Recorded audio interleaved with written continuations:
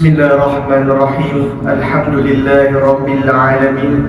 Wassalatu wassalamu ala asyrafil anbiya wal mursalin wa ala alihi wa sahbihi ajma'in. Subhanaka la ilma lana illa ma 'allamtana innaka antal alimul hakim. La hawla wa la quwwata illa billahil aliyyil azim. Rabbi shrah li sadri wa yassir li amri wahlul 'uqdatam min lisani yafqahu qawli. Amma ba'd.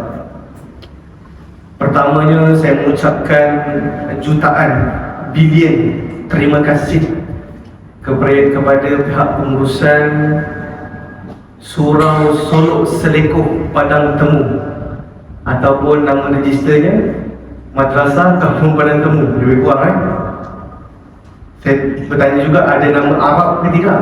Tak ada nama Arab, bolehlah tu. Surau Solok Selekoh memang tak asing surau ni pada saya. Sebelum ni saya berkhidmat ataupun bekerja di Melaka Raya.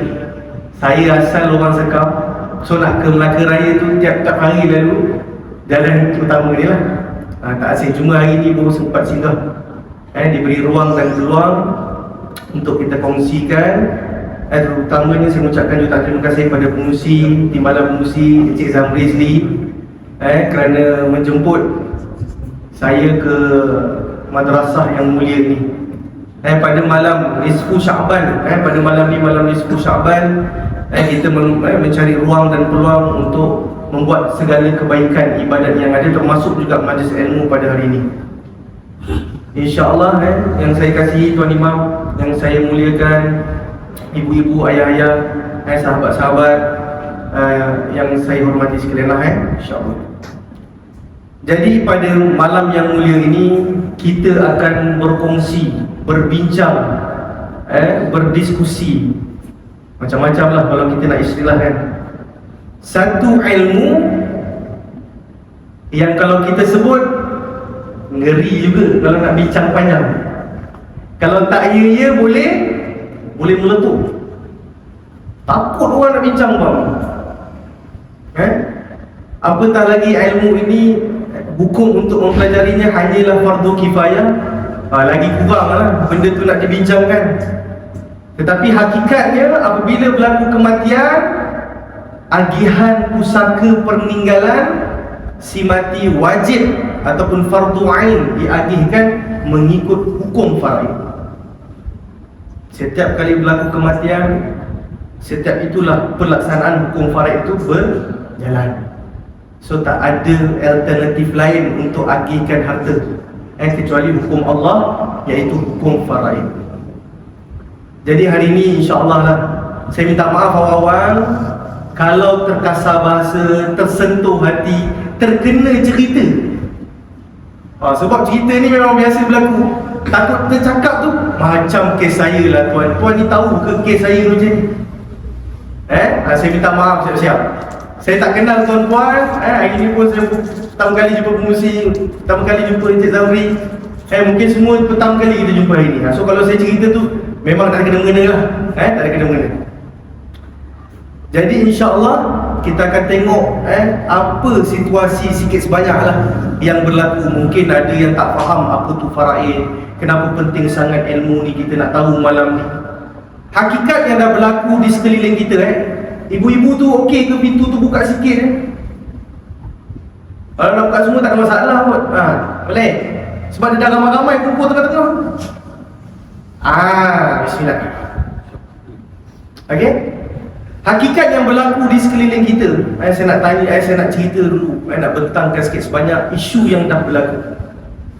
Yang popular ataupun yang banyak berlaku adalah geran rumah atau geran tanah masih lagi nama arwah.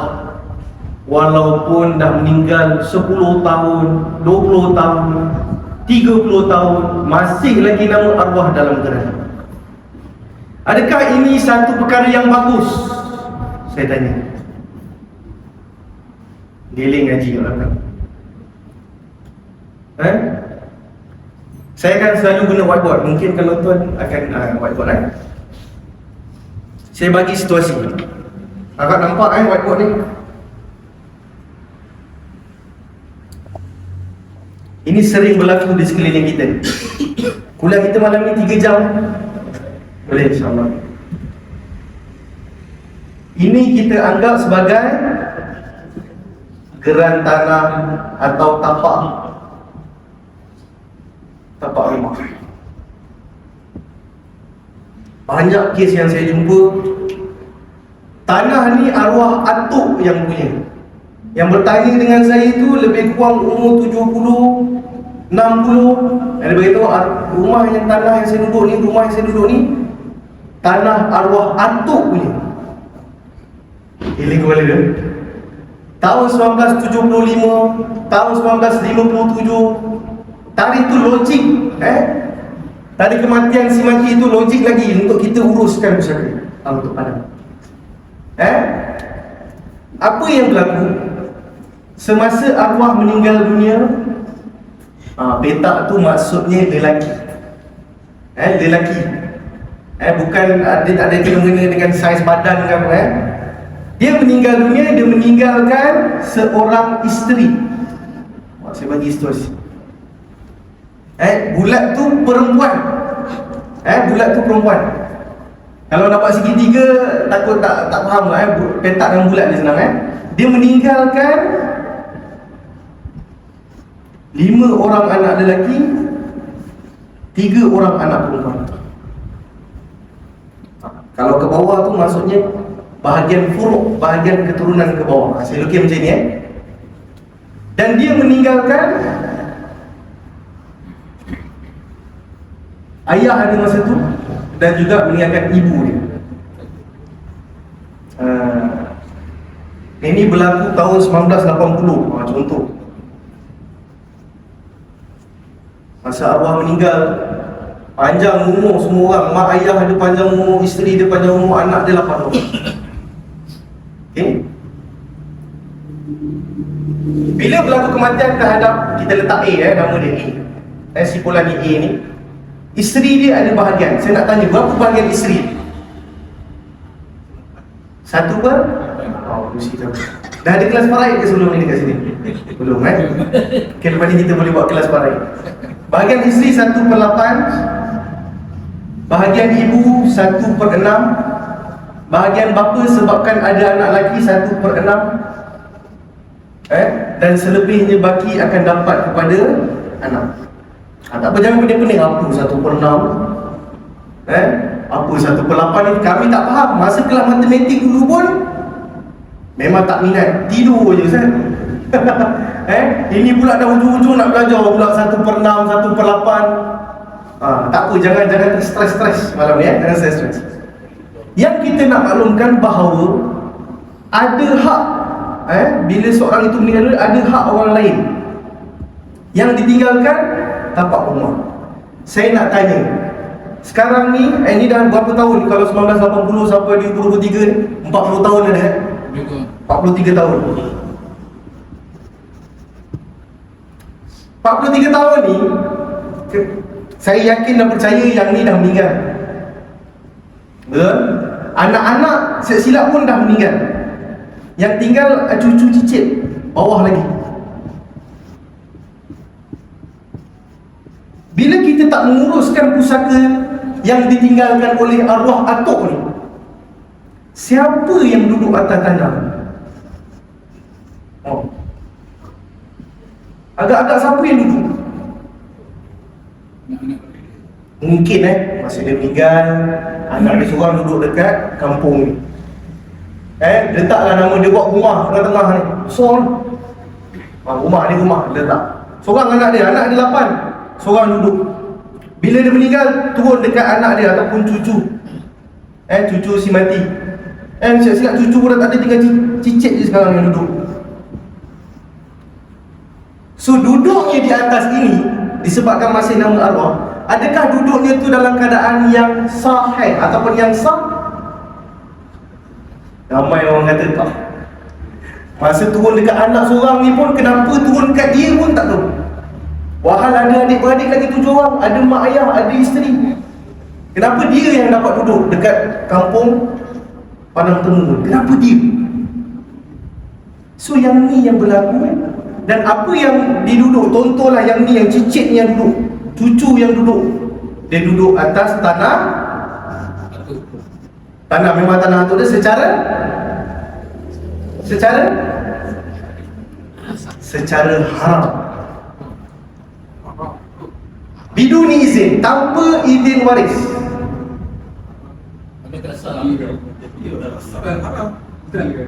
Saya tanya, kalau duduk tak tahu, waris dia. Ya. Kalau dia tahu waktu Tahu. kan tak salah haram tak? Jangan tuan yang tarang, bila dia buat harta, aku meninggalkan pada waris aku. Ya. Okey. Tadi kan tak sah. Okey, macam ni apa yang dimaksudkan tak sah yang saya maksudkan? Adakah dia tak ada bahagian? Ada bahagian dia, tapi kita tak pernah kira bahagian dia. Mungkin bahagiannya sini saja, tapi dia duduk hampir keseluruhan tanah tanpa izin waris yang lain. Yang lain ni pun waris. Anak-anak ni pun waris. So dekat situ isu dia. Yang kita bila tak urus, kau duduklah. Betul ke kau duduk ni dengan izin waris? Ke mak je yang izinkan kau duduk, adik-beradik yang lain tak izinkan kau duduk, sedangkan adik-beradik yang lain pun ada hak ke atas tanah ini? Ini yang kita risau. Bukan saya nak kata leceh faraid ni. Faraid ini mengajar kita supaya teliti, adakah itu hak kita ataupun itu bukan hak kita. Sama juga dengan duit kita jumpa, contohlah duit RM10 jatuh depan surau ni, RM100 lah, RM100 jatuh. Kita nak ambil tak duit tu? Kalau kita ambil haram tak? Sama juga dengan pusaka. Dengan faraid, ada hak orang lain walaupun dia adalah cicit kepada atuk dia. Kalau dia duduk tanpa izin waris, menafikan hak orang lain pula, engkau tak layak. Engkau dulu, bapa engkau tak pernah kembali kampung. Mak aku yang jaga atuk dulu. So, kami lebih berhak daripada engkau. Ini skrip yang biasa saya jumpa. Sebab kefahaman kita terhadap faraid itu terlalu sedikit. So kita bukan nak cakap apa, kita duk marah Zionis menjajah Palestin, tetapi na'udzubillah min zalik, kita menjajah tanah waris yang lain. Sama taraf, tak ada beza. Baliklah Ustaz. Ini pun satu poin ni. 3 jam saya minta maaf 3 jam. Hari ni kita belajar, kita buka, kita lapangkan dada kita, kita lapangkan fikiran kita, ambil hukum ini sebagai satu panduan hidup kita untuk elakkan diri kita, ahli keluarga kita, ahli keluarga kita, sahabat-sahabat kita daripada termakan, terguna harta secara haram, dan yang lebih teruk, menggunakan harta anak yatim. Tak nafas fungsi. Saya kalau nak cerita pun memang berderau-derau dah. Walaupun dah biasa cerita, bila mad'u yang baru ataupun jemaah yang baru, saya takut penerimaan dia agak keras. Pelik sikit, Coach. Tak menyesal aku datang. Tahu pergi baca Yasin dah betul lah. Tapi itu hakikat yang kita nak bantu. Yakin dan percaya, walaupun kita rasa dah betul dah rumah aku buat ni, rupanya kita tengok termasuk tanah orang satu jengkal. Masuk tanah orang satu jengkal, mana kedudukan kita? Dalam neraka, tanpa izin orang. Ini yang kita nak. Lapang dada, jangan tenang. Apa yang dah berlaku, kita jangan fikirkan sangat. Yang penting kita dapat ilmu ni, kita cuba hadap, menghadap waris ke apa ke, lepas ni. Nanti tak apa, kita pelan-pelan InsyaAllah. Pelan-pelan. Okey Bismillah. Belum masuk tajuk. Bukan imam lagi. Okey, yang kedua biasa yang kita tengok, kenderaan tak diuruskan. Ini dalam masyarakat kita lah. Kalau kita meninggal dunia, kenderaan ni kalau kita tak uruskan, tak tukar nama pemilik, apa yang berlaku? Apa jadi terhadap kereta? Tak berjalan. Dia boleh jalan paling kurang setahun setengah mungkin, sebab boleh renew road tax 3 kali, 6 bulan, setahun setengah habis. Lepas tu JPJ kata mesti ada surat kuasa. Kalau tak, kereta ni tak boleh renew road tax. So bila nak renew road tax, nak bincang dengan waris, meletup. Aku lebih berhak ni, aku yang tukar minyak hitam setiap 3 bulan, setiap 6 bulan. Kenapa engkau nak? Ini bila tak faham faraid. So benda tu meletup, biarlah kereta arwah jadi bersibuk, terbengkalai. Patutnya boleh dimanfaatkan oleh waris-waris, tapi tak dapat digunakan sebab tidak menguruskan kenderaan tersebut dengan cara yang baik. Okey, itu antaranya. Yang ketiga, isu yang lebih hangat. Bila dah berlaku perkara seperti ini, yang ni mesti akan meletup. So apa yang berlaku bila meletup? Silaturahim putus, retak 1000. Tapi retak 1000 dekat silaturahim ni, dia macam bukan retak cermin tau, susah nak dicantum.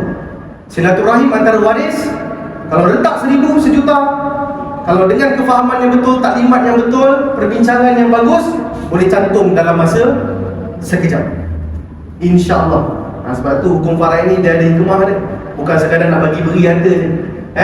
Tapi ini yang berlaku dalam masyarakat. Bila berlaku kematian terhadap mak ayah, terhadap si fulan, terhadap yang tu, adik-beradik tinggal, adik-beradik yang ada ni, waris yang ada ni berenggang sebab berurusan.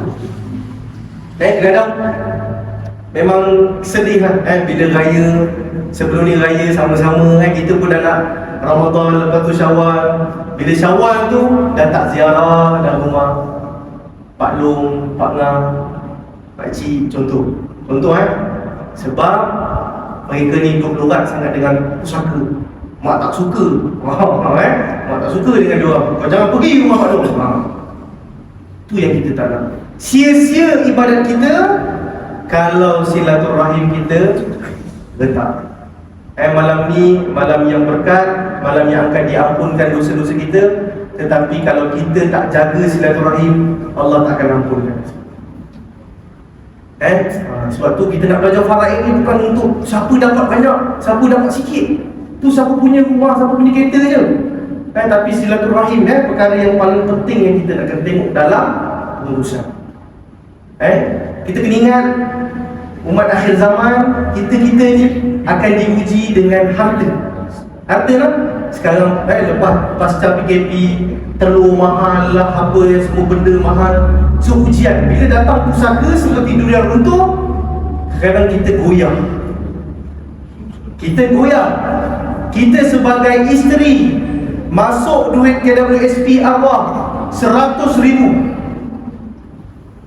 Kita penama KWSP masuk duit 100,000. Kita tahu penama ni hanyalah pemegang amanah pentadbir sahaja. Aku sebagai isteri ada 12,500 sahaja terhadap 100,000 tu. Lebih tu bagian anak-anak. Ujian untuk kita, nak serah tak duit tu dekat anak-anak kita? Nak serah tak duit tu dekat mak ayah arwah yang masih hidup lagi, walaupun dah nyanyuk, walaupun dah nazak, ada bahagian dia orang. Itu ujian. Aku buat diam, diorang akan tahu ni kawan aku ni masuk ni 100,000. Aku tak hati lah, anak aku tak akan berkira sangat dengan aku. Aku ni mak dia. Hakikat, kalau dia guna buat kahwin baru, buat kenduri, buat sedekah, pergi umrah, pergi haji dengan duit 100,000 tu, macam mana? Ada orang kata tak apalah Ustaz, sedekah guna duit orang. Saya nak tanya, kalau saya pergi jumpa pengusi, saya buka duit pengusi, saya ambil duit, saya sedekah dekat surau, okey tak? Pengusi, cuy, sama juga hakikat. Saya duduk boleh? Boleh. Dia macam tu. Dia dah bercakap dengan diri, dia tak perlu duduk. Okey? Okey lagi ke? Okey. Itu yang berlaku, yang biasa berlaku Dan yang kritikal, okey, yang berlaku hutang arwah tak dilunaskan. Bila meninggalnya arwah, kita bila hantar jenazah tu, kita buat announcement, pengumuman. Sesiapa yang arwah ni ada hutang dengan dia, boleh tuntut dengan waris. Betul tak? Kita buat announcement. Tapi bila datang tuntut dengan waris tak nak bayar. Ataupun waris tak tahu nak bayar pakai duit apa. Ini pun isu. Kita tahu roh orang-orang yang beriman akan tergantung disebabkan hutangnya, sehinggalah hutangnya dilunaskan.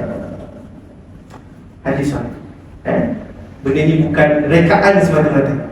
Walaupun orang itu mati syahid, hidup balik, mati syahid balik, hutangnya tak dilunaskan, tetap tak boleh masuk syurga. Ini yang kita nak tengok. Kawan saya, mak dia meninggal dunia, segera jumpa dengan saya, Nazmi. Aku nak uruskan pusaka mak. Sebab mak nak pesan, uruskan hutang dia dengan segera. Nanti kita akan tengok apa jenis-jenis hutang yang ada. Kalau sempat 3 jam 3 jam. Kalau tinggal seorang lah saya cerita. Mesti pun Kita buat part-part lah. Part-part okey, insyaAllah. Gua je 3 jam tu kalau saya pun tak nak. Dan yang biasa kita jumpa, hak waris dinafikan. Macam saya kata tadi, kadang-kadang isteri menafikan hak anak-anak. Ada pula anak-anak yatim, ada pula bahagian adik-beradik, ada pula bahagian mak ayah. Ada kes yang saya jumpa, ibu si mati penama KWSP menafikan hak menantu iaitu isteri kepada si mati dan juga anak bawah umur. Dia menafikan masuk lebih kurang 200,000 ke dalam akaun mak ni sebab penama KWSP masa bujang masuk kilang, buka akaun KWSP, letak nama mak sebagai penama. Bila dah kahwin, dah ada anak, tak tukar penama, letak nama mak, tak ada masalah pun. Tapi bila masuk dekat mak, mak kata aku lebih berhak terhadap pusaka arwah sebab aku jaga dia daripada kecil. Engkau baru kahwin dengan dia 5 tahun, kau tak layak. Tuan-tuan, saya bagi satu barang yang sama. Berapa bahagian ibu? 1/6, lebih kurang 16.67%. Kalau ada 100,000, lebih kurang 16,667 ringgit lah. Dia ada sen-sen 67 sen lah. Ini bahagian ibu saja kalau 100,000. Selebihnya bahagian isteri. Dalam kes tu dia tak ada ayah, ada anak seorang, anak berumur. Okey. So kalau dia menafikan hak isteri dan anak yang berumur tu, dia dah menafikan hak orang lain dan makan harta anak yatim. Walaupun dia hanya cakap aku lebih berhak sebab aku mak dia, tak boleh. Allah dah menetapkan hukum faraid, itu sahaja kadar yang telah ditetapkan. Ujian. Nak tak ngam lah dengan menantu. Mula. Itu bukan menantu pilihan aku. Boleh. Menantu pilihan ke, hantu ke, yang anak dia kahwin, tetap kena bagi bahagian dia.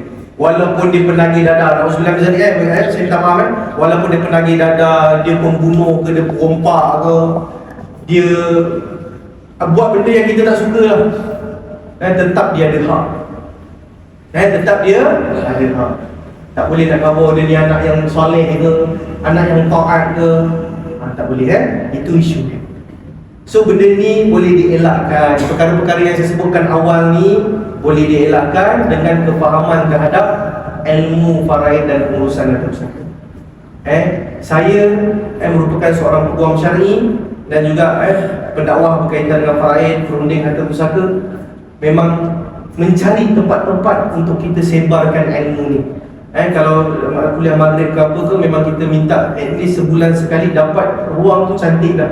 Bukan nak berat-beratkan jemaah, tapi benda ni kita perlu ceritakan. Okay, so kita masuk tajuk. Boleh? Berapa dah ni? 28. Kita cuba secepat yang mungkin. Kalau kata pengusi kita buat beberapa peringkat tu, InsyaAllah Pak Raya ke depan ni. InsyaAllah. Jadi macam saya cakap tadi, ilmu ini memang jarang kita bincang dekat masjid-masjid, dekat susura, bukan sebab dia bukan fardu kifayah, bukan fardu ain. Bukan seperti solat, bukan sepertinya munagahan dan sebagainya lah yang biasa kita bincangkan, akidah ke, sirah ke. Tapi ilmu ni bila meninggalnya seorang itu, kita perlu agihkan ikut hukum faraid. So kalau boleh, nak tak nak, kita kena ada sedikit daripada masa yang kita ada ni untuk kita belajar berkaitan dengan urusan faraid. At least saya suka cakap bila jemaah yang belajar ataupun yang ada dalam sesi kuliah saya kata saya melantik kalian semua sebagai duta-duta ilmu faraid. Kalau tak dapat nak pergi ke arah jauh, dalam ahli keluarga kita pun jadilah.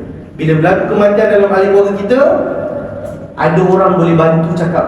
Dan benda ni tak adalah dia cakap kau mana belajar pun tak tahu. Tak ada. Biar kita, aku belajar, aku tahu. Biar macam itulah, insyaAllah. Jadi apakah itu faraid? Okay, kita tengok definisi ni. Buku ni saya ada bawa untuk buat jualan, tapi saya tak keluarkan. Nanti kalau berminat nanti bolehlah jumpa saya. Mana definisi dia? Okey. Faraid adalah satu hukum fiqh berkaitan dengan kaedah-kaedah pengurusan harta pusaka dan pembahagian harta pusaka bersih kepada setiap waris yang layak dengan mengetahui kaedah pengiraan prosedur pengurusan serta memahami konsep agihan yang terbaik dan sempurna. Bila berlaku sahaja kematian terhadap seorang, harta yang ditinggalkan tu nak buat macam mana? Yang ni ilmu faraid.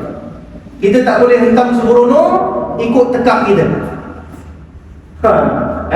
Kita kata mesti buat macam ni. Sebab ini lebih bagus. Tak boleh. Ada panduan, iaitu hukum faraid. Dan kita di Malaysia ada dua sistem perundangan, iaitu syariah dan juga sivil. Di mana hukum hakam berkaitan dengan agihan, hukum faraid itu ada, dan juga prosedur-prosedur dekat pejabat saka ke mahkamah ke ada. So kita kena samakan, talikan. Kalau kita kata kita kira faraid sampai cicit betul tak, tapi tak tukar nama pun tak boleh juga. Kat situ kita nak kena tengok. Dan harta pusaka ini bermaksud segala aset ataupun barang-barang yang bernilai milik si mati. Mesti milik si mati semasa hidup, yang ditinggalkan dan akan diwariskan kepada waris-waris mengikut hukum faraid. Bukan sekadar rumah, bukan sekadar tanah, bukan sekadar kereta, bukan sekadar ASP, KWSP, tabung haji, saham-saham koperasi, saham bank rakyat. Bukan itu saja, tetapi pinggan mangkuk, baju, kopiah, kain pelekat, handphone, jam, spek mata, lidah, apa lagi? Baju jaket, helmet, koleksi Hot Wheel. Siapa ada simpan Hot Wheel? Saya ada simpan. Okay? Apa lagi? Blazer, macam-macam. Buku-buku pun perlu diagihkan, diuruskan mengikut hukum faraid. Kalau tak, sikit sebanyak akan pergi ke haram. Itu je. Ada takkan mungkin makruh kot, tak ada. Haram terus. Walaupun katil hospital yang beli untuk arwah, kita beli katil hospital untuk keselesaan arwah, kita beli daripada meninggal, kita nak sedekahkan. Yang nak sedekah seorang je, yang lain dia tak tanya. Bila tak tanya, sedekah tu boleh jadi fasid, boleh jadi buruk. Nak kata sedekah tu macam jadi tapi haram, tak diizin waris, kita kena uruskan. Pinggan mangkuk lah yang banyak jadi gaduh. Masuk kat dalam rumah pusaka, keluarkan piung belanga arwah, bawa balik. Dia nampak apa adik bawa masuk kat situ, macam tu dia. Bawa masuk kereta. Datang Kak Ngah, datang parking kereta reverse, buka bonet. Apa lagi dia nak ambil? Telur nasi, Thermomix. Tahu Thermomix? Ibu-ibu tahu Thermomix? Bukan termos. Dia satu alat memasak, harga dia lebih kurang 68,000 tak salah saya. Masuk bahan ni terus jadi lauk. Pusaka. Piuk nasi, pusaka. Piuk nasi pula yang jenis yang kedai punya. Kan nak beli memang tak ada lah, ni dah jadi pusaka, aku ambil. Mak pun dah tak ada, aku ambil. So benda-benda macam ni yang kita nak kena tengok. Walaupun selai baju, selai apa-apalah. Saya buat video TikTok. Siapa ada TikTok boleh follow saya. Tak tahu lah. Tuan Musi kalau ada TikTok dulu sini. Risau pula. Kena hati-hati lah. Bukan TikTok tu teruk sangat. TikTok tu banyak manfaatnya juga. Bila kita tengok benda-benda yang baik. Saya ada buat video TikTok, saya cerita pasal sekeping pinggan. Sekeping, sebiji pinggan. No, bahasa Melayu. Sekeping pinggan, kalau meninggalnya arwah, ini pinggan ni milik arwah, kena agihkan ikut faraid. Bukan kata kena pecah-pecah. Tapi kita kena tahu ada hak waris. Tanya waris, boleh tak aku sebagai isteri ambil pinggan arwah? Ada macam tu. Walaupun macam kelakor, Islam ni teruk sangat ke? Tak. Islam precise, teliti, detail. Supaya harta orang kita tak ambil, itu je. Disebabkan kita ambil benda yang tak bernilai sangat tu, 50 sen harga pinggan tu, RM1 harga pinggan tu, kita masuk neraka. Tapi kadang-kadang ibu-ibu saya percaya pinggan tu bukan 50 sen RM1 punya pinggan. Kalau pergi dekat Ion tu, pinggan coral. Tahu je nama coral? Ibu-ibu sini tak pergi ikut pinggan coral. Sekeping pinggan, bukan besar mana pun, pinggan kuih saya rasa RM55 sekeping. Tak beli sekeping, beli 6 keping. 6 biji kena keping tu kan? Kalau meninggal tu pusaka yang perlu diuruskan. Dalam surah An-Nisa ayat 7, kita kena agihkan pusaka ni sekecil-kecil pusaka dan sebesar-besar pusaka. Sekecil-kecil pusaka ni saya nak tanyalah ibu-ibu, ayah-ayah kat hari ni, berapakah nilai yang paling kecil pusaka yang ditinggalkan, yang kita perlu uruskan? Berapa paling kecil? Walaupun saya dah beritahu tadi, berapa? Paling kecil berapa nilai yang kita nak agihkan pusaka ni? Kalau kita kata arwah ni tak tinggalkan harta yang banyak, berapa tak tinggalkan harta yang banyak? Haji boleh tolong? Berapa sikit pusaka? Tak tahu. Imam? Tak tahu. Macam saya kata tadi, serendah 5 sen yang ditinggalkan perlu uruskan ikut hukum faraid. Tapi kita kena faham tau, hukum faraid ni bukan bagi-bagi, wajib ambil. Bukan. Yang penting kita tahu 5 sen ni ada hak orang. Kena tanya waris-waris. Arwah ni masa meninggal dia ada 5 sen dalam poket dia. Dalam poket dia ada 5 sen. Macam mana kita nak uruskan? Tak ada hutang, tak ada apa, contoh. Waris kata tak apalah, ambil lah 5 sen, siapa nak? Betul? So macam tu lah. Ustaz, ya. faraid bahasa Arab Faraid tu bahasa Arab. Bahasa Arab punya makna dia. Kalau ikut dari segi bahasa, ketetapan, kewajipan, perkataan faraid. Agihan lah, dia adalah satu disiplin berkaitan dengan agihan yang telah ditetapkan oleh Allah SWT. Lebih kurang macam tu lah. Panjang kalau kita nak buka. Dia banyak definisi berkaitan dengan faraid, kewajipan, ketentuan, bahagian pun ada yang telah ditetapkan. Nasibang mafruḍah, kalau kita tengok dalam surah An-Nisa ayat 7, bahagian-bahagian yang telah ditetapkan. So kat situ InsyaAllah. So benda ni, cuma kita ni selalu faham faraid itu sekadar wajib ambil, tak ambil dosa. Dah macam tu pula. Faraid itu hanya memberitahu ada hak orang, berapa hak masing-masing. Dan minta, kalau rasa nak agih, kena tanya semua waris yang berhak. Walaupun dia tak pernah balik kampung, walaupun dia tak pernah jenguk arwah ni masa sakit, masa susah, walaupun waris-waris ni adalah waris-waris kandung kepada anak angkat ni. Faham tak? Ambil masa lahir, ambil anak angkat. Masa anak angkat ni meninggal, dia dah besar, dia dah meninggal, waris yang berhak adalah adik-beradik kandung dia ataupun waris-waris kandung. Kena cari. Tadi saya pergi jumpa sahabat saya di New York. Dia kata baru je tadi Nazmi ada orang datang, isteri datang, suami dia ni adalah anak angkat kepada keluarga sekian-sekian daripada kecil ambil. Bila meninggal dia pun tak ada anak, ada isteri je. So kita isteri ni tak jumpa waris-waris kandung arwah. So macam mana nak uruskan pusaka ni? Itu pun isu yang kita nak kena selesaikan. Tak pernah jumpa. Kalau yang kes ambil anak daripada Indonesia, ambil anak daripada luar jadikan anak angkat, so benda tu lagi susah nak cari. Tapi ada hak orang lain. Isteri dalam kes tersebut, sebabkan dia tak ada, si mati tak ada anak, dapat 1/4 bahagian. 3/4 lagi hak orang lain. So kat situ yang kita nak tengok. Okay? InsyaAllah. So kita sambung kepada whiteboard untuk memudahkan faham. Jadi semasa seorang itu meninggal dunia, perkara pertama yang kita nak kena tengok adalah bezakan antara pusaka dan juga bukan pusaka. Pusaka dan juga bukan pusaka. Itu perkara pertama yang kita nak kena tengok juga. Si mati, dia meninggal dunia, harta dia mungkin banyak yang ditinggalkan, tetapi tak semua yang perlu diagihkan ikut hukum faraid. Ada yang perlu diuruskan mengikut undang-undang yang telah ditetapkan. Okey, ada yang pusaka, Okey, saya buat faraid lah, perlu difaraidkan. Okey, ada yang bukan pusaka.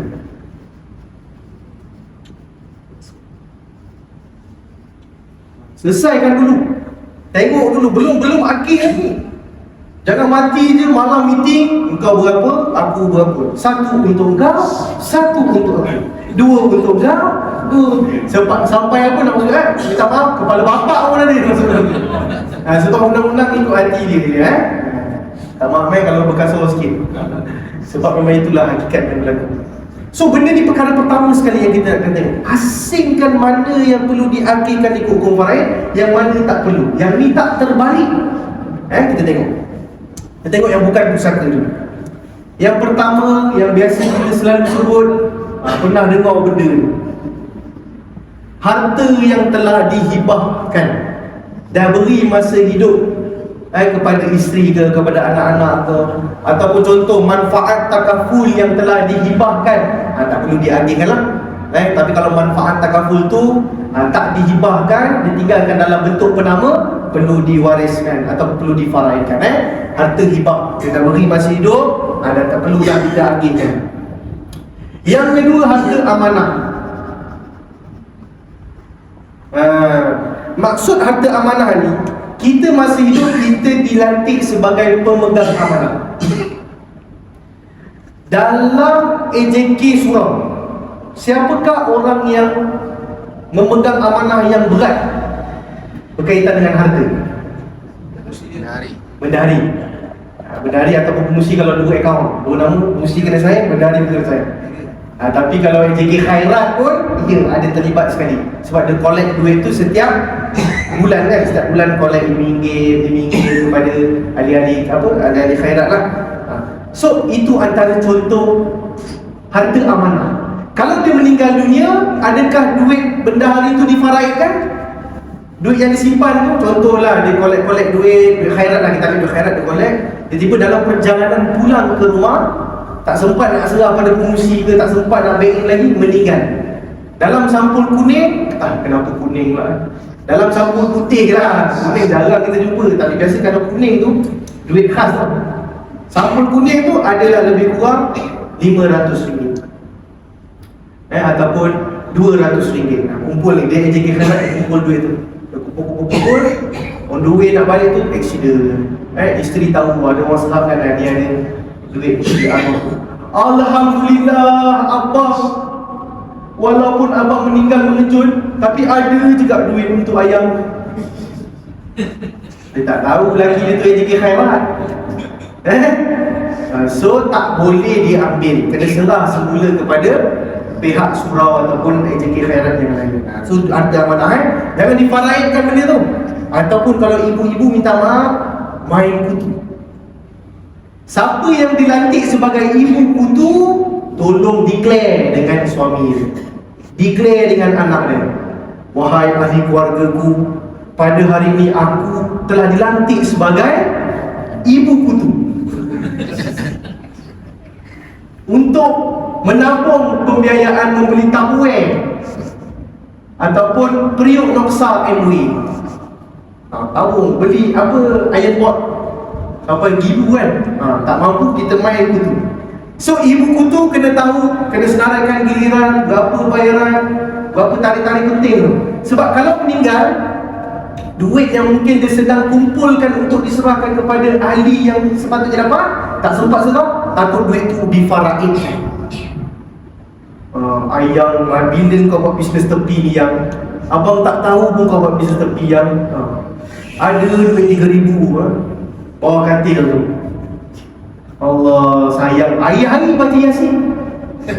Datang ahli-ahli kutu, datang ahli-ahli kutu minta duit kau. Ada tak arwah ni duit selepuk 3,000? Seingat saya dia dah kumpul dah semua ni. Ada tak bang? Nak awal-awal itu segan nak minta. Ini rasa dah layak dah ni, dah sebulan ni. Itu urusan kau dengan arwah, aku tak tahu pun. Tak sudah. Dia makan data yang arwah pun dah kat sana tak tahu macam mana kan. Harta amanah ni kena, jangan buat main-main kena declare apa-apa yang kita pegang. Okey, seterusnya khairat.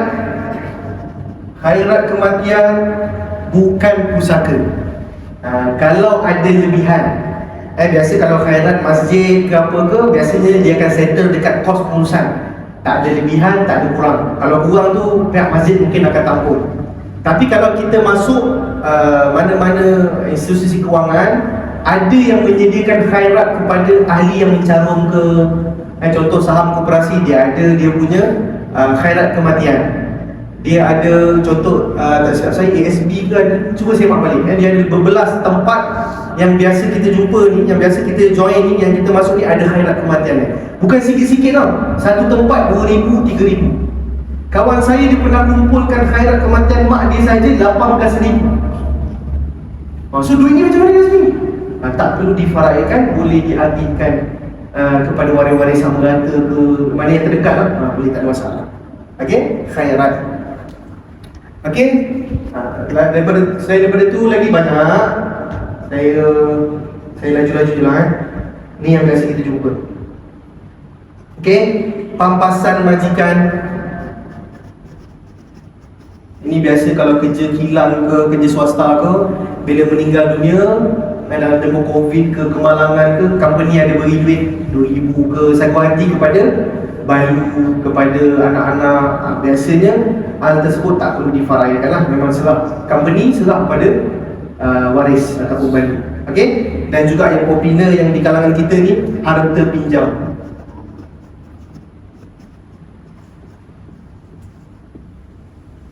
Harta pinjam. Biasa tak kita minjam-meminjam? Biasalah kan. Sama ada pinjam dengan bank ke, pinjam dengan saudara mara ke, walaupun kadang-kadang pinjam tiup belanga untuk buat kenduri. Kadang-kadang benda-benda macam ni pun kita kena berhati-hati. So harta pinjam ni tak boleh nak difaraikan. Kena serah balik kepada pemilik asal harta tersebut. So benda-benda macam ni kita kena hati-hati. Yang ni saja saya tanya lah, saya tanya tuan-puan, saya tanya juga diri saya sendiri. Kita senaraikan tak harta-harta yang dikategorikan sebagai pusaka? Yang bukan pusaka. Kita pernah senaraikan tak? Duduk tengok apa harta yang kita ada, kita senaraikan, oh ni bukan aku punya, yang ni punya, kena pulang balik.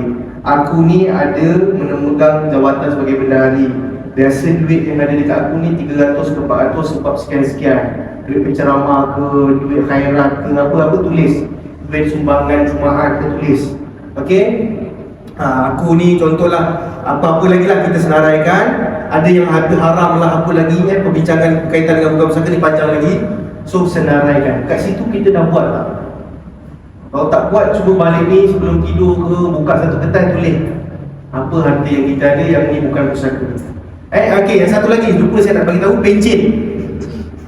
Yang biasa, yang menjadi isu juga.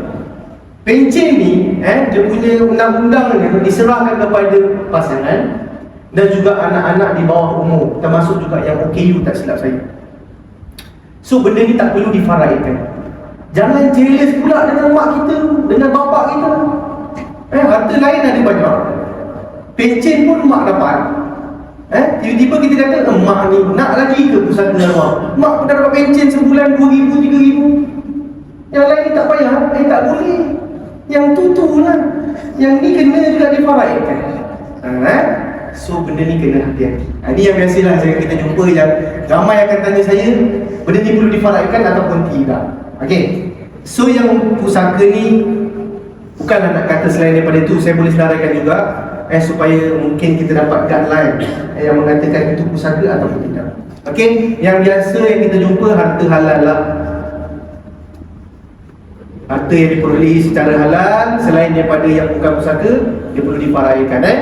Harta halal, pendapatan, gaji lah. Gaji ni isu dia masa bila? Gaji terakhir. Gaji terakhir ni biasa yang menjadi isu. Arwah meninggal masih dalam tempoh perkhidmatan ke, masih dalam tempoh bekerja, gaji yang terakhir tu dimasukkan pada hujung bulan. Dia meninggal 15 bulan, masuk gaji 31 bulan. Gaji terakhir tu ada kes dia masukkan dalam akaun isteri. Ada yang dimasukkan dalam akaun dia juga. Tengoklah akaun semati. So gaji terakhir tetap faraid. Tetap faraid. Pendapatan lah loyalty pula royalty daripada usaha, tulis buku, buat movie macam Piramli kan, dia ada royalty dia. So benda tu mungkin dah hujung cerita itu kan, dah hujung cerita. So your royalty ni walaupun arwah dah meninggal, dia boleh berpanjangan sampai 80 tahun dia punya panjang dia. So 80 tahun ni setiap kali royalty diterima kena difaraidkan. Sebab dia dianggap sebagai usaha arwah semasa dia hidup. Royalty itu berpanjangan. Okey, berpanjangan. Sewa yang belum dikutip.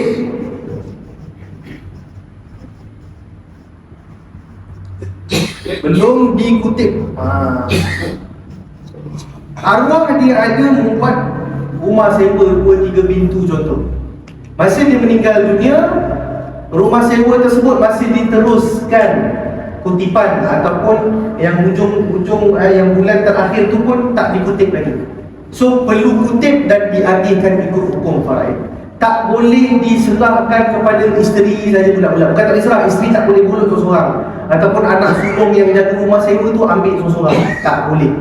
Ada hak waris kat situ dan juga hutang yang belum dikutip sama juga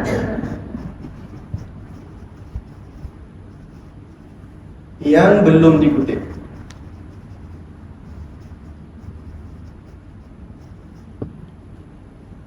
Ini perkara pertama yang kita nak kena buat. Filter harta arwah. Mana yang pusaka, mana yang bukan pusaka. Jangan tertukar. Pencen difaraidkan, gaji ambil kat isteri. Tak boleh. So benda ni kena hati-hati. So kita dah pukul 9. Macam mana pengusi? Boleh terus kan? Kalau apa-apa salahkan pengusi jalan kan? Sikit lagi. Pukul 9 boleh berhenti okay. So kalau macam tu saya buka soal jawab. Panjang lagi perbincangan ni, tapi kita buka soal jawab. Ustaz, ya. Saya ada satu soalan. Okey. Berbalik pada parahin tadi, ayah saya ada meninggalkan sebidang tanah. Okey. Mereka dalam 1 ekar setengah. 1 ekar. Dan ibu saya tak nak yang pada tanah pada ayah saya. Ayah saya meninggal lebih kurang dalam 8 atau 9 tahun. Tapi adakah dia kira parahin ke macam mana? Okey, kalau ikutkan apa sahaja pusaka yang ditinggalkan macam saya cakap tadi perlu difaraidkan walaupun waris kata tak nak. So kita kena tengok dulu pada peringkat awal apa yang ditinggalkan, siapa waris yang berhak. So tanah 1 ekar tu memang pusaka lah kan. Ibu saya tak nak. Ibu tak nak. So ibu punya bahagian bagi pada anak-anak pada adik-adik saya kan. Dia melepaskan hak. Okey. So kalau dalam konsep yang Tuan Haji cerita, kita panggil konsep takharuj. Okey, saya bagi penerangan sikit sebab tu penting juga. Satu disiplin ilmu faraid yang penting sangat-sangat. Sebab benda ni kalau salah, benda tu boleh jatuh haram.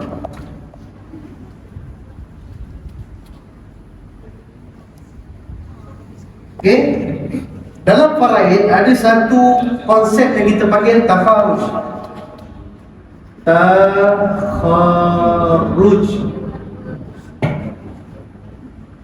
Takharuj ni perkataan dasarnya adalah daripada perkataan kharaja, keluar.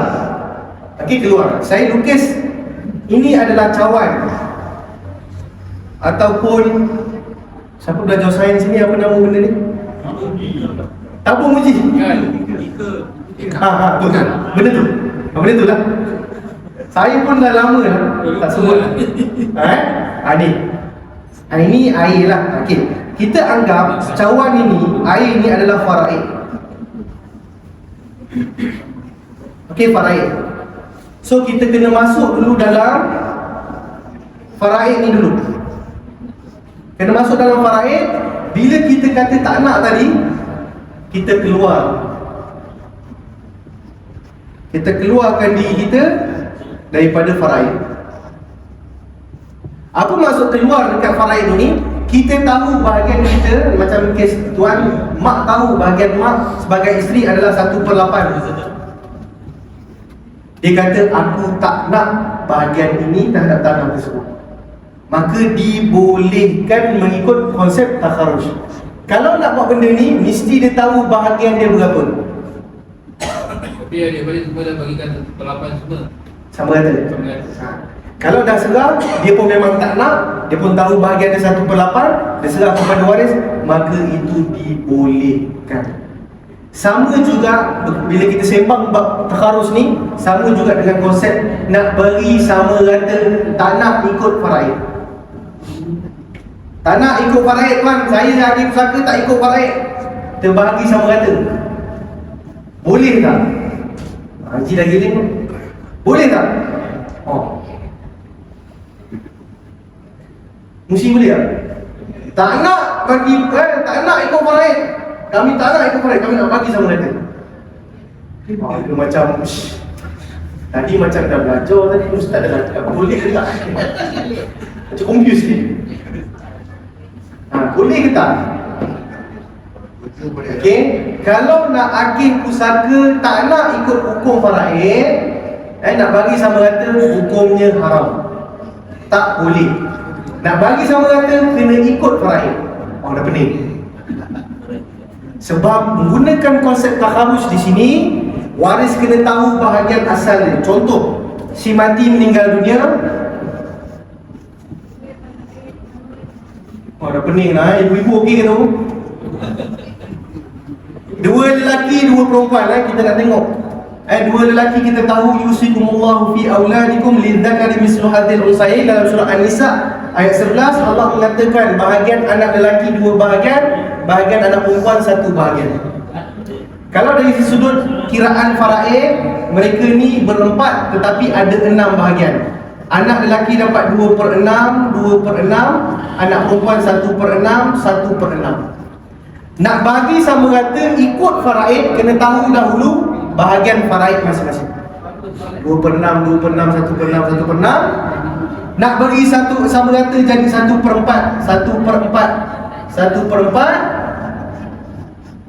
Boleh kalau dia dah faham kat sini dan dia lepaskan hak tu bukan dalam keadaan terpaksa. Itu boleh bagi faraid, bagi sama rata ikut faraid. Dia terkejut pula. Saya kuliah di Masjid Al-Azim setiap minggu ketiga setiap bulan. Bulan ni 16 hari bulan. Jemputlah datang ramai-ramai. Lagi panjang kita cerita detail. Terkejut hari tu jemaah. Tak boleh bagi sama rata. Haram ke selama ni? Boleh, dengan kefahaman ataupun tertib yang betul. Kena tahu dulu bahagian masing-masing.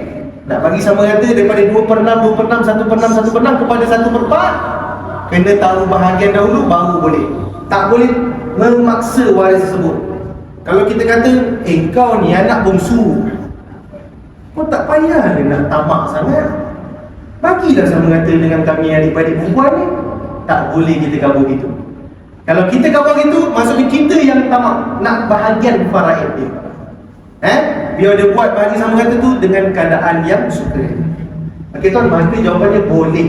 Tamak nak buat itu. Tak boleh kata rumahnya apa lah. Ambil lah. Satu lagi. Ya.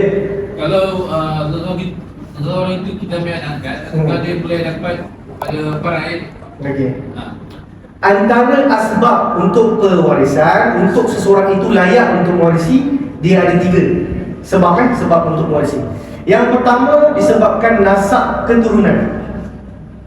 Mesti ada hubungan darah. Kalau anak angkat, anak tiri, anak susuan, dia tidak ada hubungan darah. Macam anak susuan tu kita tahu dah menyusu kan pun tak boleh. Tak boleh sebab tak ada hubungan darah. Yang diberi adalah susu, bukannya darah. Tapi kalau bagi darah pun tak boleh tukar darah. Jangan dibuat lah dengan ustaz cakap, kita bagi anak kita darah minum. Biarlah sedarah dengan kita. Sesat pula. Anak kandung, walaupun anak kandung ni terpisah, mak ayah bercerai, adik-beradik pun terpisah, so kena cari balik. So anak angkat kalau ikut nasab tak boleh. Yang kedua, perkahwinan. Zaujiyat, perkahwinan, melalui perkahwinan. So kalau seseorang itu berkahwin dengan seseorang, lelaki bersama dengan perempuan lah, jangan lelaki dengan lelaki.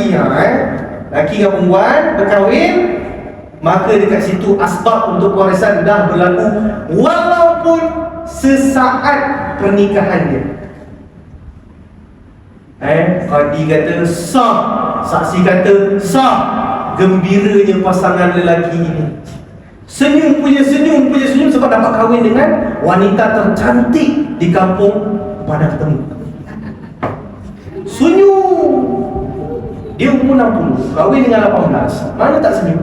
Senyum blackout.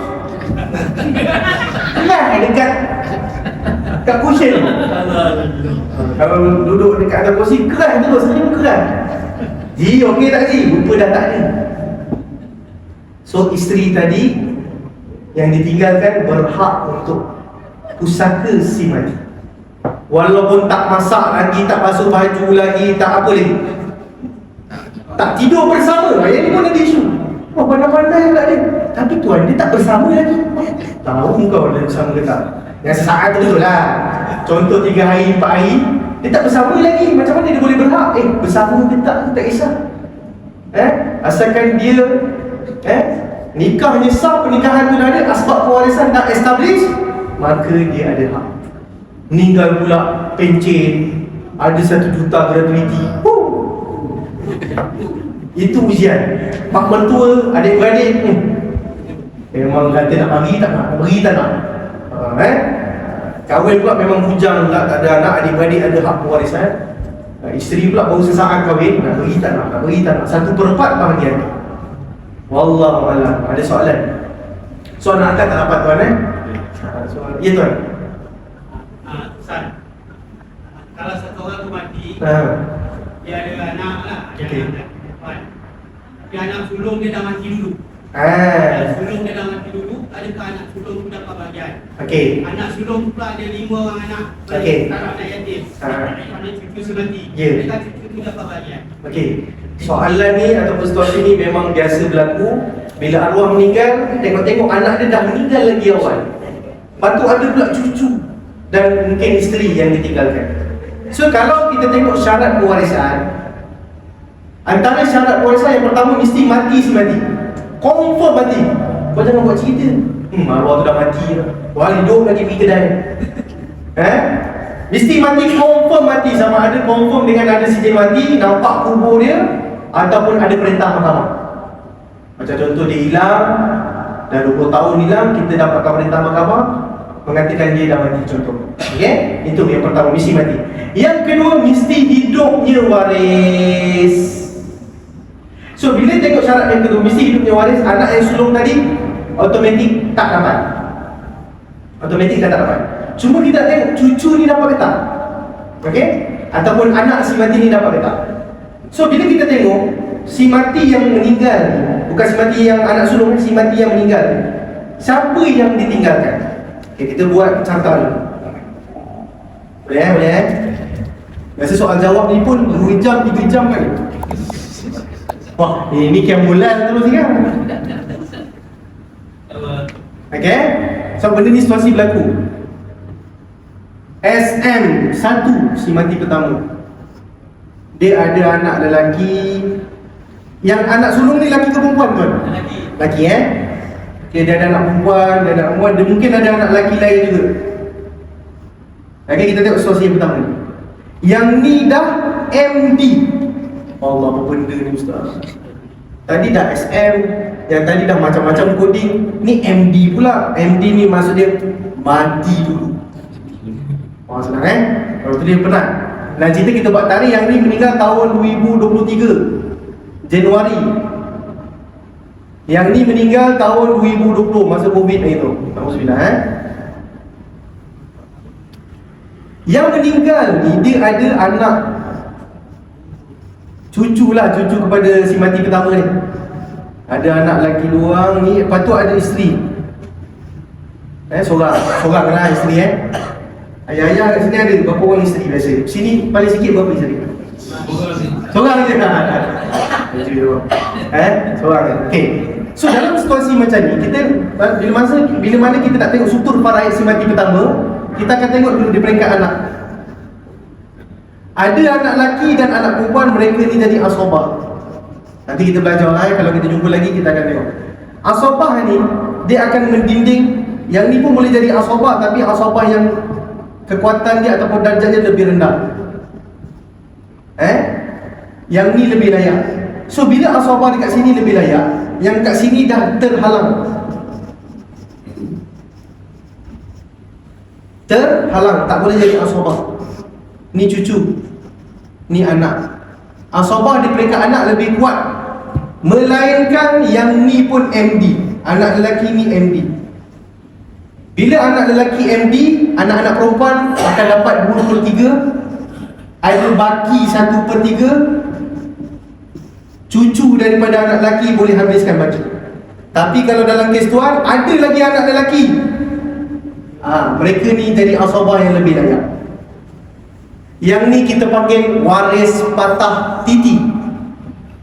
Allah, patah titi pula. Tapi itu istilah dia. Sebabkan bapak dia meninggal lagi awal daripada atuk, dia patah titi. Bukan patah jembatan, susah jembatan nak patah, titi senang patah. So dalam kes tu kita tengok, kalau kita ni ada cucu ni bapak dia dah meninggal lagi awal, cucu pula umur. So kita tahu, sebab tu kita kena belajar faraid. Bila kita belajar faraid, kita tahu dia ni akan tak dapat pusaka kita. So kita tinggalkan melalui wasiat ke, hibah ke, apa ke, untuk kepada cucu-cucu yang berumur ni, supaya kebajikannya terbela. Okey? Okey tuan. Soalan lain? Ada soalan tak? Saya nak tanya sikit. Ya, Yang tersangka atuk ni dia dah meninggal lama. Okey. Dan anak-anak dia pun dah meninggal lama. Ya. Harta tu masih lagi ada. Macam mana cara ni Ustaz? Kita nak turun yang mana itu? Okey. Apa yang diuruskan ni? Okey, kalau ikutkan cicit lah, kalau yang siapa ada tu yang kena mulakan proses, kita akan buat semakan fakta kes. Masa arwah meninggal lama-lama dulu ni, siapa anak-anak dia? Tahu tak? Mungkin tahu cerita. Okey, ada 8 orang, ada 9 orang. 9 orang tu kita senaraikan dulu. Buat petak-petak macam tu. Okey? Lepas tu A mati. Siapa yang ditinggalkan? Isteri dan anak-anak dia. Okey, cucu lah kepada tu. Ada anak, ada cucu. Lepas tu cucu ni pun ada yang dah collect dah, dah meninggal lah. Tinggal cicit. So kita kena tengok betul-betul siapa yang berhak, uruskan segera. Anak semua dah habis. Tak kisah, anak dah habis, akan dapat kepada bawah-bawah. Sebab tu hukum faraid ni, dia satu hukum yang lengkap. Dia tak kata, sampai anak je boleh selesai, cucu dah blur. Tak ada. Cicit, piut, onek-onek, inang-inang. Inang-inang makanan. Dan ke bawah boleh selesai. Boleh selesai. Sahabat saya di Kedah, menguruskan pusaka 52 lapis. 52 lapis maksudnya si mati meninggal, mati pertama. Isteri meninggal, si mati kedua. Anak-anak ada 7 orang, 7 dah meninggal. 3, 4, 5, 6, 7, 8 lapis. Dia buat sampai 52 lapis. Selesai dengan hukum faraid. Lepas tu faraid ini, Rasulullah SAW bersabda bahawa faraid ini adalah sebahagian daripada ilmu. So bila kita belajar faraid, kita akan tengok ilmu matematik, akan tengok ilmu fiqhul ibadat, fiqhul munakahat, fiqhul jinayat, fiqhul muamalat. Semua ilmu kita akan tengok. Sebab tu bila kita akan bincangkan pusaka, kita akan tengok bahagian, akan tengok jenis undang-undang tanah macam mana, undang-undang syarikat macam mana, undang-undang KWSP macam mana, undang-undang perkeso macam mana, undang-undang pencen macam mana, hibah macam mana, harta pinjam macam mana, takaful tu apa. Bila kita bincang faraid, sebab tu ilmu ni cukup penting dan bukan satu ilmu yang sepi-sepi je tak. Ilmu ni besar. Kalau kita menguasai ini, insya-Allah kita menguasai hampir separuh daripada ilmu. Saya nak tanya, sebab nama tu masih lagi nama tu. Ya, macam kes tadi. Logik. Tak suka. Kita kesian yang arwah tinggal dalam ini tergantung lagi. Apa yang nak menguruskan ni? Tanah tu siapa duduk? Tanah tu siapa duduk? Buat apa ni ada anak dia duduk. Adakah duduknya tu dengan izin waris yang ada? Dia ada bagi, tapi tak ada dalam Yelah betul. Sedang Itu kena uruskan. Saya uruskan sekarang tahun 1975.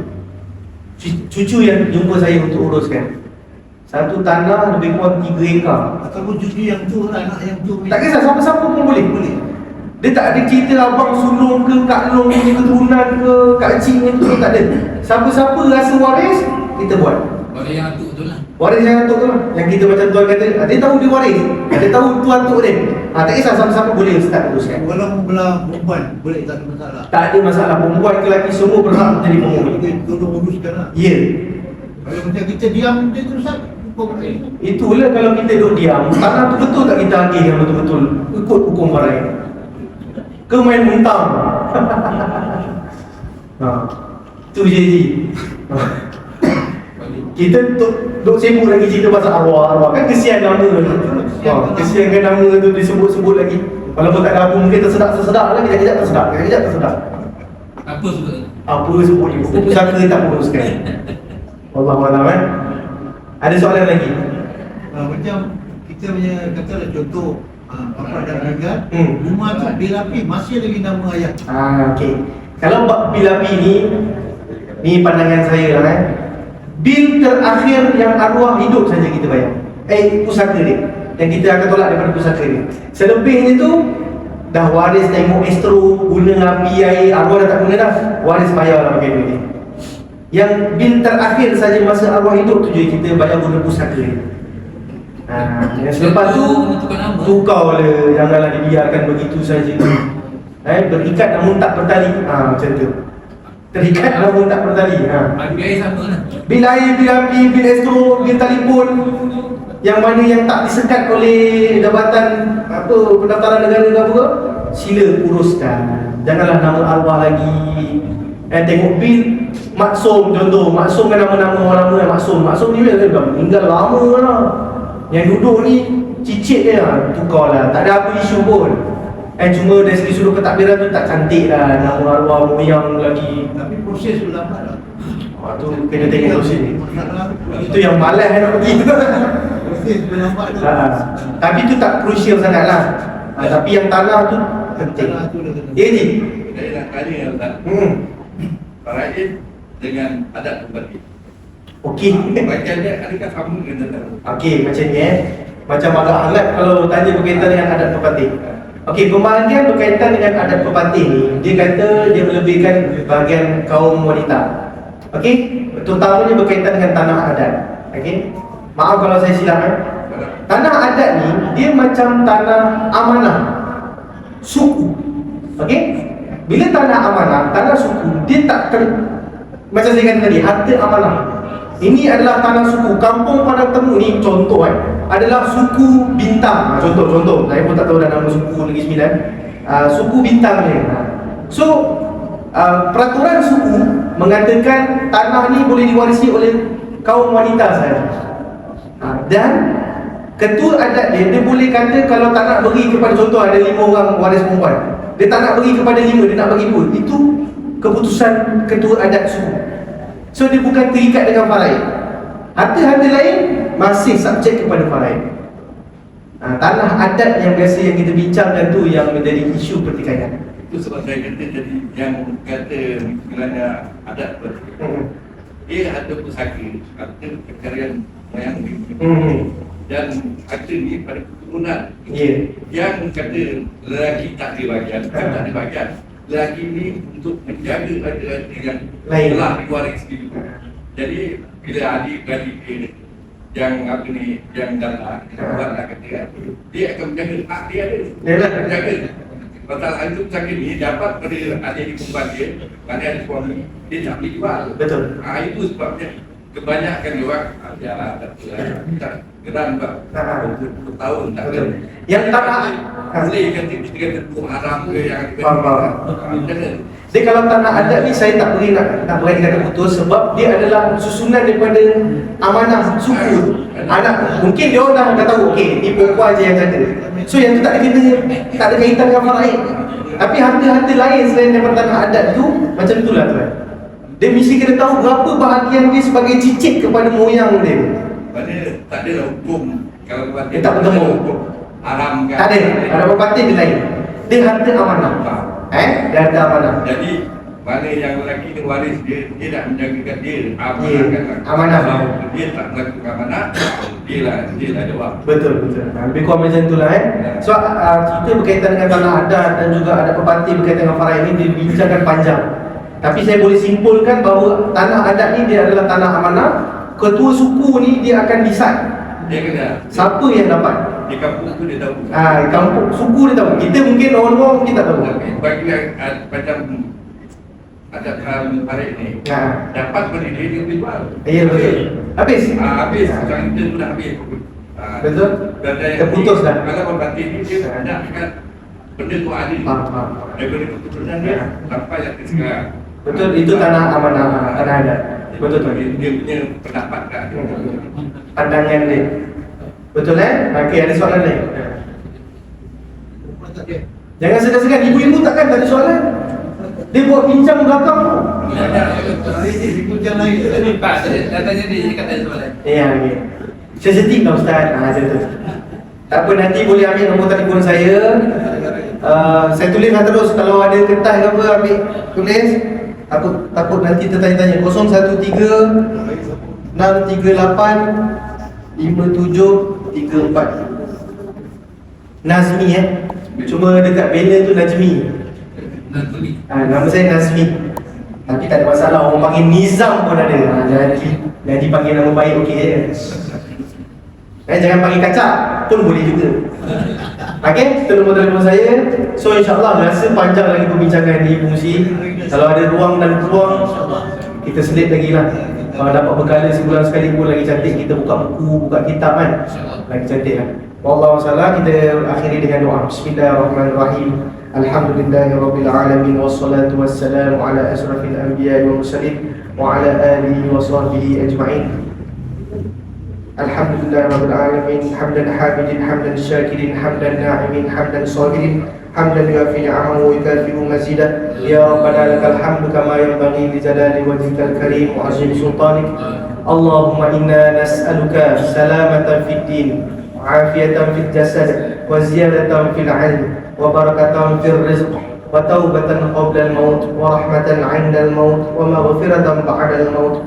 Allahumma hawwin 'alaina fi sakaratil maut wan najata minan nar wal 'afwa inda al-hisab. La ilaha illallah mawjudu fi kulli zaman. La ilaha illallah ma'budu fi kulli makan. La ilaha illallah mudzakkir bi kulli lisan. La ilaha illallah al-aman. Al-aman min zawalil iman wa min fitnati syaitan. Ya qadimal ihsan kam laka alaina min ihsan. Ihsanul qadim. Ya Hannan ya Mannan ya Rahim ya Rahman ya Ghafur ya Ghafar. Ighfir lana warhamna wa anta khairur rahimin. Dengan nama Allah yang Maha Pemurah lagi Maha Penyayang.